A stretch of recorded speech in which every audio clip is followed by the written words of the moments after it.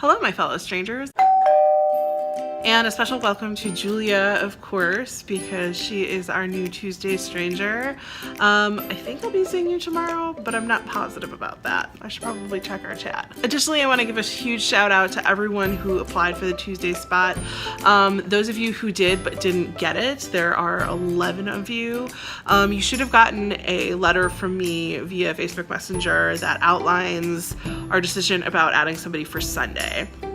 Jay did give a few details on Friday when he introduced Julia about that contest, but we liked all of you so much that we decided that we didn't want to necessarily increase the pool. We wanted to keep the pool that we had and allow one of you to be our Sunday stranger. So there are some details in the letter about what you need to do if you're interested in continuing on to try and vie for the Sunday spot.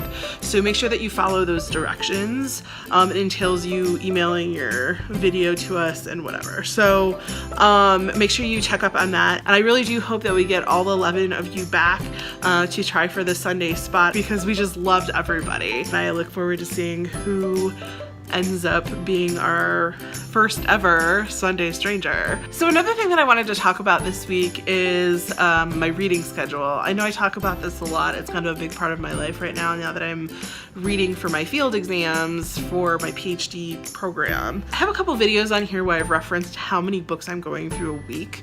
Not to say that every week has been as heavy as those couple of weeks, but I do go through a lot of books. What I thought I'd do is I'd add a pro tip on here, especially for readers who are reading with a purpose. Maybe they're reading for a class, or maybe they need to read critically to do some sort of critique of a novel or something like that. I actually consider myself not the best reader. Like if I sit here with a book and I just try to read, I tend to get distracted really easily.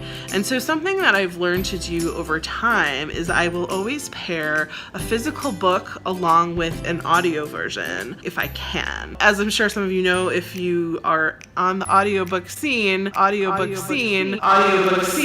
there are not audio versions of everything available, but there are audio versions available for a lot of novels. So what I usually do is I'll sit down with the book. I always have a pencil in hand and I actually listen to the audiobook as I physically read along on my physical copy of the books, or sometimes I'll have like a Kindle type copy. I always have like something that I can read along with the audio. I've also trained myself over the years to use the speed function. For example, on Audible, this is not sponsored by the way, you can actually speed it up from whatever normal speed. You can slow it down if you want, but you can also speed it up to 3 times the speed. And so over the course of the last several years as I've used Audible, what I've done is I've trained myself to listen at the higher speeds. So I started out like normal, right? And then I would increase it to like 1.5 times the speed, 1.75 times the speed, 2 times the speed, on upwards. Audible, you can get up to 3 times the speed. If you have like a 21-hour audiobook, for example, it's only going to take you like 7 hours to read it if you're using the Audible version on full speed. Now, if you're somebody who's reading a book for a class or something like that, if you own the book, I highly, highly, highly recommend that you take notes inside your book. The reason that I think having the physical book, the auditory, and also taking notes sort of at the same time helps me a lot is because I'm using 3 different kinds of learning styles all at once. The auditory, which is coming in through like an Audible version or LibriVox.org or sometimes YouTube, and I'll listen to it in my ear at the same time as I'm physically reading it. And then I'm also taking notes, which is sort of a tactile kind of thing. At the same time. But the reason that this helps me a lot is A, it keeps me focused, and B, I'm able to take those notes at the same time, but I don't have to like stop everything I'm doing as I'm taking a note or highlighting something or whatever.